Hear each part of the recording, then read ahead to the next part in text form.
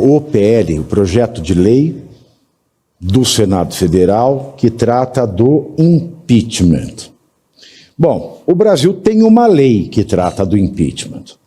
Essa lei é a Lei 1079 de 1950.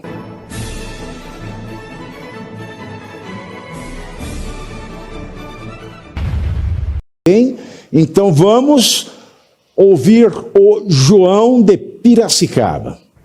Fala aí, Pavinato, tudo bem? O meu nome é João, eu falo aqui de Piracicaba. É um prazer falar com você. Eu queria a sua opinião sobre o projeto de lei de impeachment, de autoria do Rodrigo Pacheco, projeto de lei 1388 de 2023. Eu queria a sua opinião se ele vai facilitar ou dificultar ainda mais o impeachment aí de ministros do STF. E caso ele facilite, né, qual a chance dele passar pelo Senado e não ser considerado inconstitucional aí pelo STF posteriormente?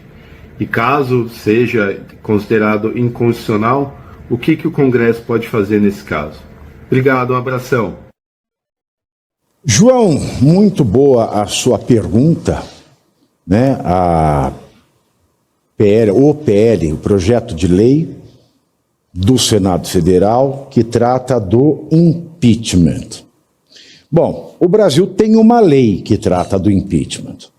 Essa lei é a Lei 1079 de 1950.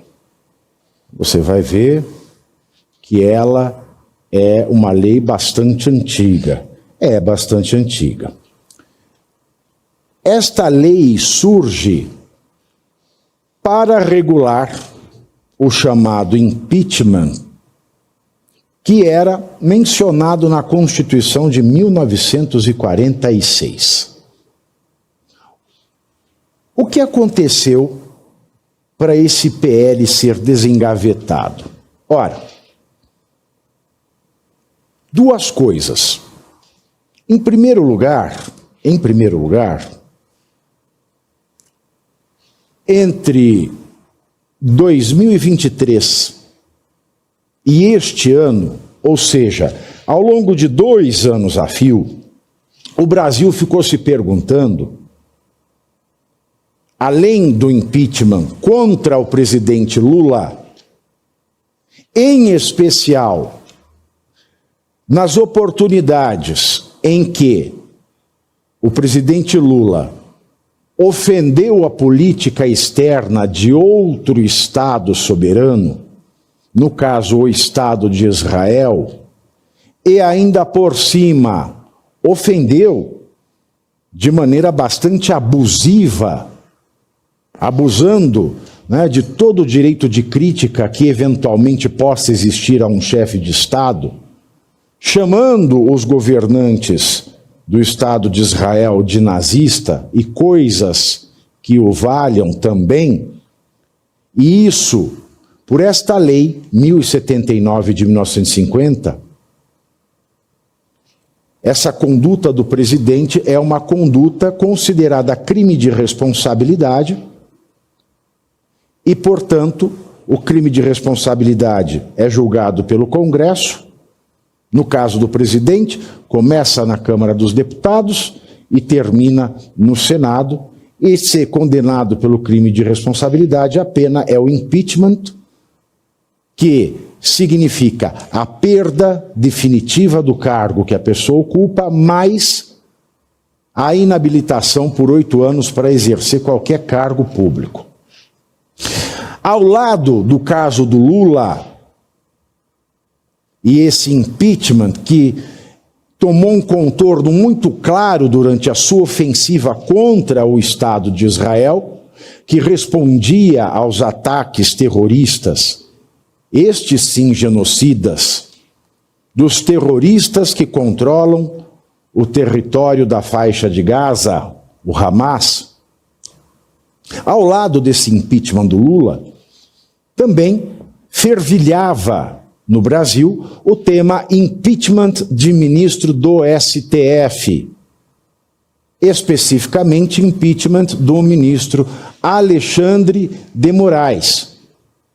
Impeachment do ministro Alexandre de Moraes, que ganhou muita força em 2024, porque em novembro de 2023, o Clezão morre dentro da Papuda, e a morte do Clezão, ela poderia não ter acontecido se ele tivesse não no cárcere, mas num hospital, mas em casa, podendo frequentar o hospital com mais habitualidade.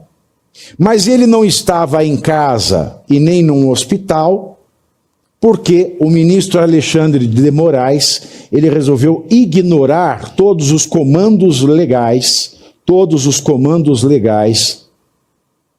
que diziam que uma pessoa num estado tal de saúde não pode ficar no cárcere, tem que se aplicar a ele outras medidas cautelares na liberdade provisória. Ele tem que rever de 90 em 90 dias a prisão preventiva, ou seja, o Alexandre de Moraes assumiu para si um risco, não aplicou a lei. E em 2024 também, porque em janeiro daquele ano, o Alexandre de Moraes ele deu uma entrevista, uma longa entrevista para o Globo, e nessa entrevista deu o Globo, o Alexandre de Moraes revelou ao Brasil algo que ninguém sabia, que ele seria morto se o golpe tivesse dado certo.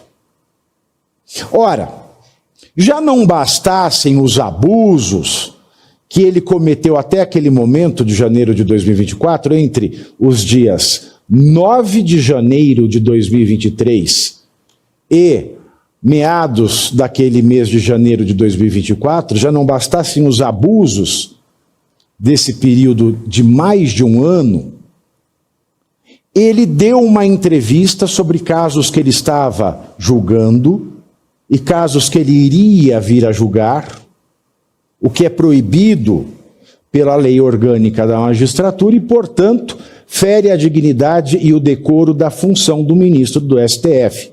E isso, na Lei 1079 de 1950, é crime de responsabilidade do ministro do STF passível de impeachment. Ele deu a entrevista, já é um crime de responsabilidade. E é o que é o pior, ele dá uma entrevista na qual ele revela que ele seria assassinado. E ele já tinha julgado muitas pessoas que estavam nesse plano para assassiná-lo, segundo ele na entrevista para o Globo, e ele viria a julgar tantos outros casos que tivessem tido sucesso, Alexandre de Moraes restaria assassinado. Portanto, ele se revela voluntariamente, espontaneamente, um sujeito suspeito. E o artigo 39, se eu não me engano, da Lei 1079 de 1950, que é a famosa lei do impeachment, diz que quando o ministro do STF julga, sabendo-se suspeito, ele comete crime de responsabilidade. E aquele que comete crime de responsabilidade é apenado, é sancionado, recebe a pena do impeachment, que é a perda do cargo, mais a inabilitação política por 8 anos. Começou-se então a debater como seria feito o impeachment de ministro do STF, porque até hoje nós utilizamos essa lei em 2 ocasiões, contra o presidente Fernando Collor e contra a presidente Dilma Rousseff. Quando ela foi usada contra o presidente Fernando Collor, em 1992, ela foi dada como constitucional. Quando ela foi usada contra a presidente Dilma Rousseff, em 2016, ela foi dada pelo STF como constitucional.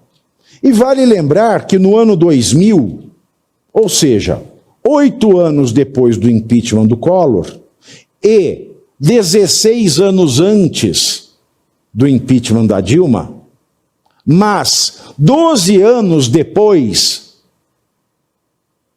da vigência, do início de vigência da nossa Constituição atual, que é a Constituição de 1988, o legislador, quer dizer, os deputados federais e os senadores, aprovaram a Lei 10.028. Então, no ano 2000, o legislador, o poder legislativo, ele já adaptou os dispositivos dessa Lei 1079 de 1950, já adaptou à realidade da Constituição de 1988. E até mesmo por essa razão, ela foi pelo Supremo Tribunal Federal, mais uma vez dada como constitucional, para que se pudesse processar qualquer reclamação, qualquer pleito que se fez contra o impeachment da Dilma Rousseff ao Supremo Tribunal Federal.